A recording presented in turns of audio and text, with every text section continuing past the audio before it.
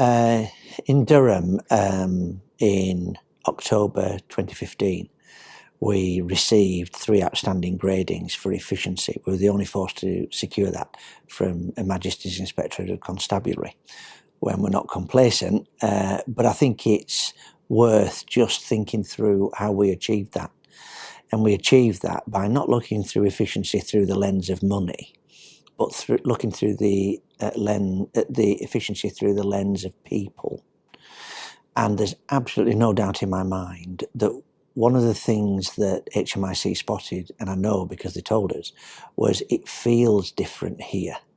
And it feels different here because Pearlcatchers were part of that shaking the old, very sometimes straight-jacketed view of policing. So what we've done is, which is what Pearlcatchers said on the tin, they were going to explore difference with us and give us a completely different training experience. And I think that part of other things, of course, it's always a mixture, but there's absolutely no doubt in my mind that that efficiency label of 3 outstandings, which is superb, is partly because we look through the lens of people, not money, and partly because we gave people a completely different diet to think about their own development in a completely different way.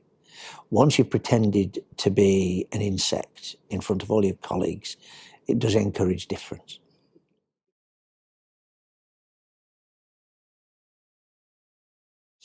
I think the fact that we brought in outsiders.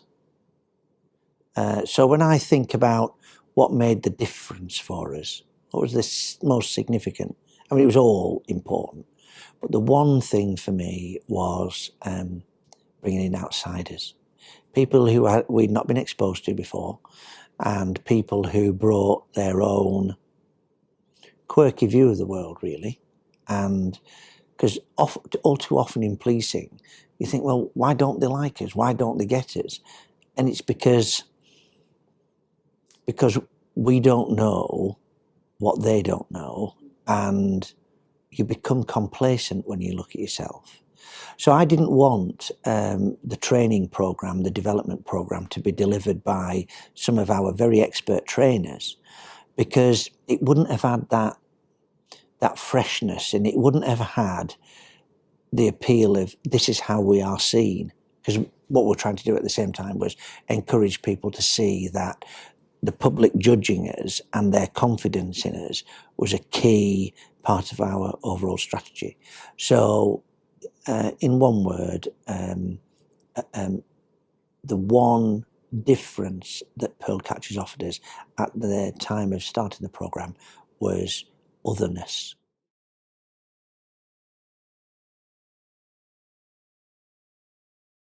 When we did the Altogether Different programme, and we were looking there at first line supervisors, because just a bit of history here, but we first decided that we wanted to spend, in the first instance, invest £100,000, was when we had our first in-year cut when the coalition came into power in 2010. And we decided that because we were going to be letting so many people go, and the organisation was going to shrink very quickly, we needed to bolster first line supervisors and second and third line supervisors, as it happened. Now, when we spoke to them in the programme, they gave a resounding bounce back to the Altogether Different programme. It's all very well you're doing this with us, but what about that lot, meaning me, and my colleagues? So that's when we sat down and we said, fair shout, that lot, me, my colleagues, we needed to experience something like this again. So that's where the Giant Leap was born. And it became much more bespoke, so it trailed the Altogether Different stuff, but of course it had a rich seam of raw material, because all of the Altogether Different programme was then raw material for us. So all that anonymous feedback, group feedback, then became the raw material for Giant Leap, which was a hugely powerful base for us, because when you're getting an uncomfortable truth, if the person who's delivering it's saying, well, it's all very well for you to say, to dispute this, but this is actually what people said last week. So that was hugely powerful for us in terms of understanding the temperature of the organisation and what we needed to listen to. So as a result of that, we were then able to develop that. So we weren't simply using the feedback from the Altogether Different programme all the time. That was our launch. And then once we'd got that buy-in at senior leadership, we then were able to build a very powerful team. So for the first time, we were meeting and having a bit of a laugh, really, as a top team, because sometimes when you're leading an organisation, there aren't that many opportunities for laughs, especially in our business. So it relieved the tension, and people got to know each other as people. So, and there is that old saying, isn't it? You can only make friends in time of peace. You know, in time of war, it's not the time to do that. So, and often we were actually asking people to work together for the first time when there was a real heat of battle, critical incident, getting it right. You know, a lot of slings and arrows thrown in our direction. So, for that friendship to happen in a giant leap. So, and it wasn't an aimless, you know, let's have a good time. This was really focused on what we wanted to achieve as force.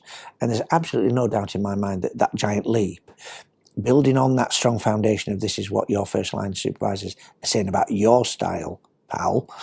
You need to listen to this rather than preach, physician, heal thyself.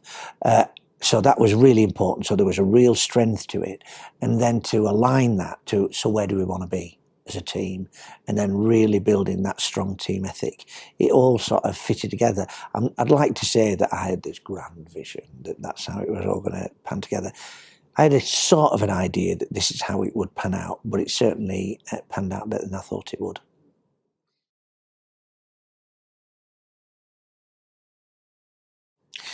Build together a very strong team that can speak honestly to each other, where we can have fun and games together, but also a serious purpose, and it feels different. So it feels like it's reduced the tension, it's increased the understanding, and I think people have more fun, and there's less bite at the top team, and there's enough bite in this world without adding to it.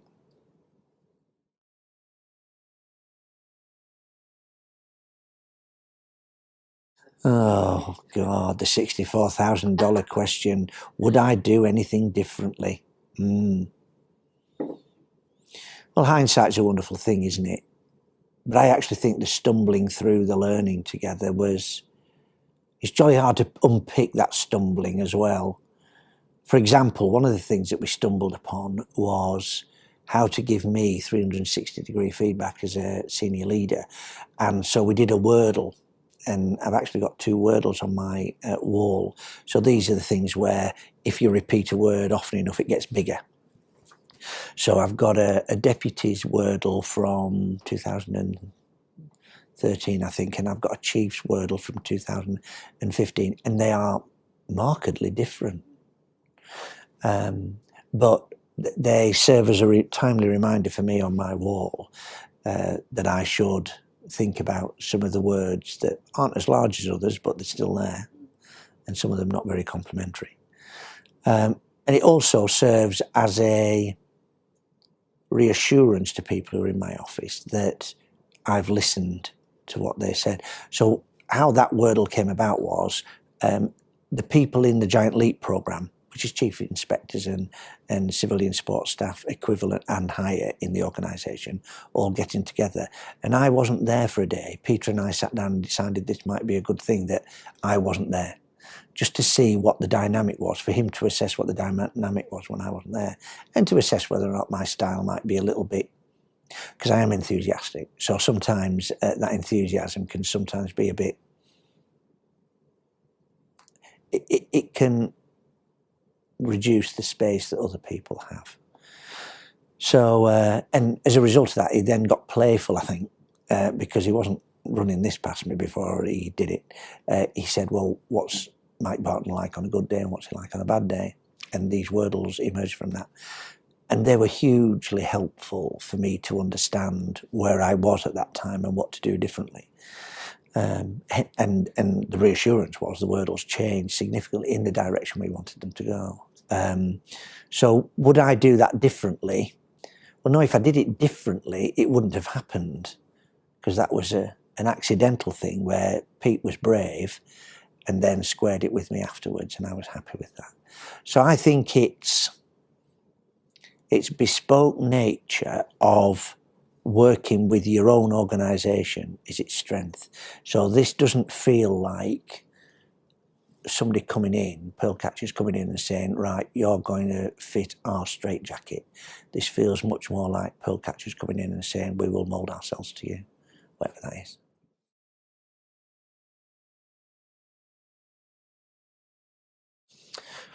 When you embark on a programme like this with Pearlcatchers or similar, you're always thinking, is there going to be a dependency culture here?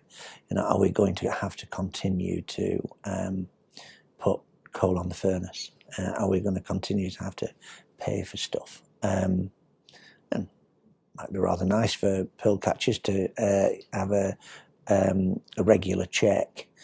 That didn't strike me as being a sustainable model in the current climate. So what's been really helpful is Pearlcatchers strikes me, and I know this is a cliche, that Pearlcatchers strike me as being a company that give you a rod and teach you how to fish rather than giving you the fish. And there have been all sorts of examples of where individuals have taken responsibility for creating action learning sets that have continued to flourish. So I think the action learning sets component of the Pearlcatchers programme, and of course the giant leap, which is the bigger action learning set, which is the senior leadership team. I mean, we've only just had a really striking day a week ago. So this is early 2016, I'm saying this. And we had a chap in, he's just taken over as head of marketing for the Police and Crime Commissioner. And the Police and Crime Commissioner's people were there as well, excuse me. And he said, oh, well, I might be available for the morning. And he came for the morning. And he stayed for the afternoon. So that tells me that we've got that sustainability. It's fresh and it continues to challenge what we're doing. So I think it's the action learning sets and its sustainability that has really struck me.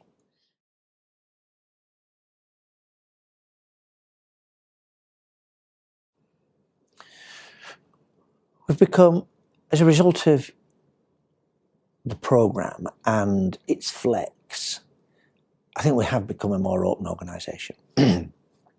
So, for example, the Magistrates Inspectorate of Constabulary, who we're getting good marks from them at the moment. They've got some of my homework there marking as we speak. So we don't want to become show ponies that, you know, primp up very nicely when people come along and judge us.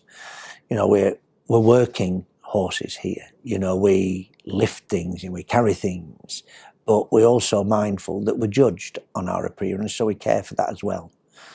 And we've come up with a phrase that when anybody comes to see us, we ask them to tell us what they think we ought to do differently, what we need to improve. So we've become a very open organisation that is happy to accept the opinion of the people who come and see us. And we always say that anybody who comes in to inspect us, it's free consultancy. So rather than seeing HMIC and others as a threat, we've encouraged everybody in the organisation to see it as free consultancy. And the sort of feedback loops that we developed with Pearlcatchers, which was we always took out the names, so it was always anonymised. But there was a regular conversation with Pearlcatchers people. So what do you think?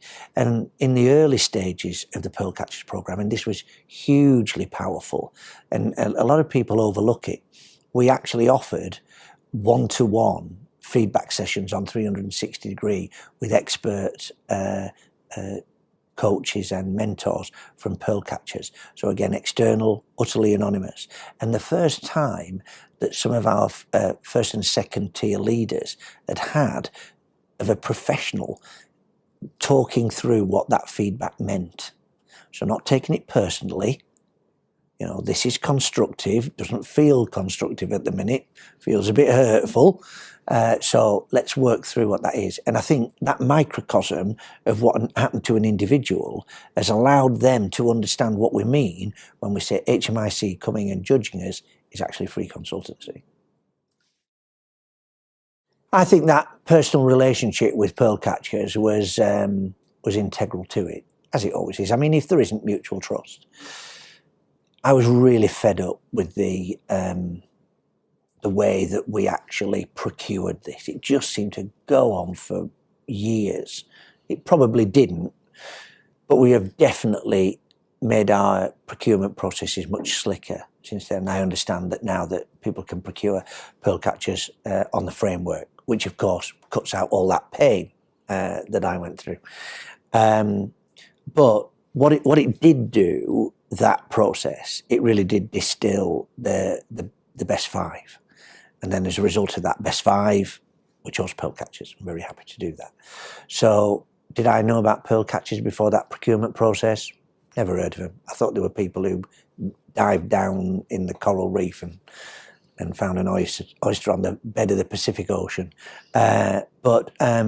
So having been acquainted with Pearlcatchers through the procurement process, what we then very quickly did was form a very trusting relationship with them. So it wasn't a relationship that was born of extensive procurement and contracts and, oh, well, I'm sorry, but that wasn't in, or I'm sorry, you'll find that, or you'll have to re-tender for that. There was never any of that in the relationship with Pearlcatchers.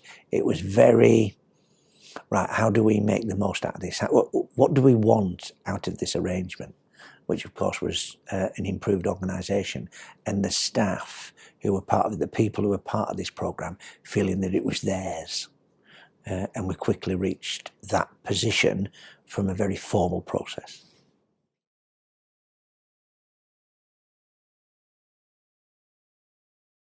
There's absolutely no doubt that we have got back far more than the money that we've invested.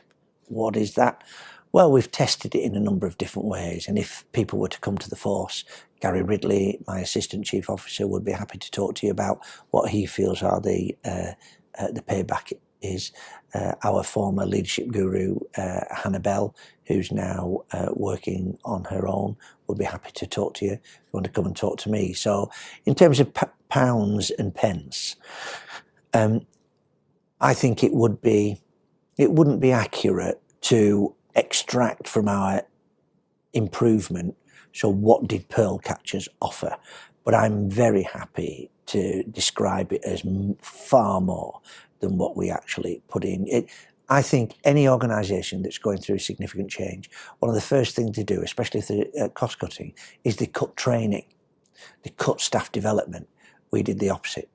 So at the time of our greatest crisis, we invested more in our staff development. And I think the proof of the pudding is in the eating. I mean, just out of the last 9 things that HMIC has looked at, we've had 8 outstandings and 1 good. Well, you know, HMIC is not noted for his generosity.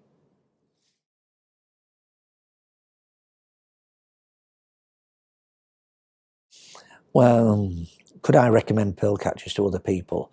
Well, of course I could. I mean, I'm not going to embark on a marketing campaign,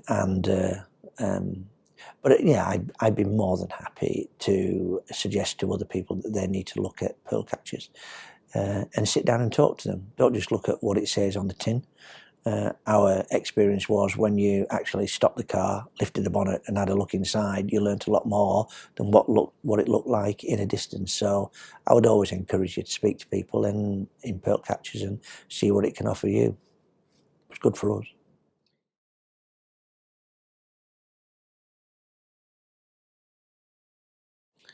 Who are these Pearlcatchers people? Well, they're not those chaps that I read about in Ladybird books in the 1960s with a leather bikini bottom on dive into the bottom of the Pacific Ocean. But it does what it says on the tin. I mean, the implication, of course, Pearlcatchers, we find the pearl. I think they're probably the grit in the oyster rather than the pearl. So not only do they catch pearls, but they allow everybody in the organisation to have the grit in the oyster so that they can all manufacture a pearl. So they might want to flex their marketing to cover that. Yeah, but I think they are the grit in the oyster. They are the point of difference, where they're the mirror that you can encourage your people to look at to see themselves accurately, to see themselves for what they are rather than what they believe or would want themselves to be. I think they're brave as well in terms of being able to say to the senior leaders of my organisation, I think you might find reality is slightly different to how you've remembered it, and that was really useful. So I suppose creativity, the grit in the oyster, and the courage.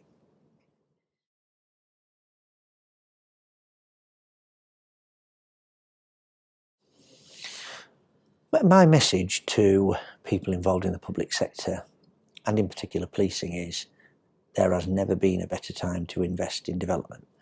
And sometimes bringing in people from outside has more resonance for your people. Prophets in their own land are never heard. And so I think that would certainly be something that I think people need to reflect on, now more than ever.